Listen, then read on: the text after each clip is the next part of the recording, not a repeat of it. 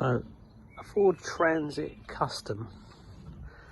It's a limited, but it only came with nice seats, but it wasn't very good as a protection for children and stuff, etc. So we bought seat covers,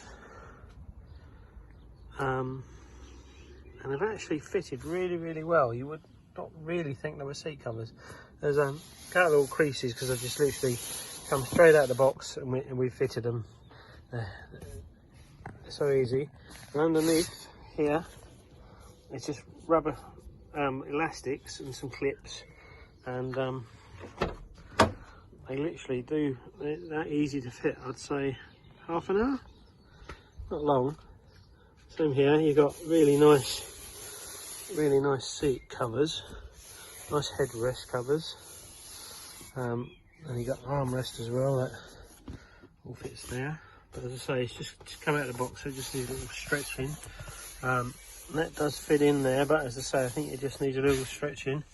But look at that, it's much better than I thought they were going to be. Really, oh look. Same here, it's just where it's come out of the box. So they've been scrumpled up. Literally just took them out of the box and fitted them. All done in about half an hour. So really pleased.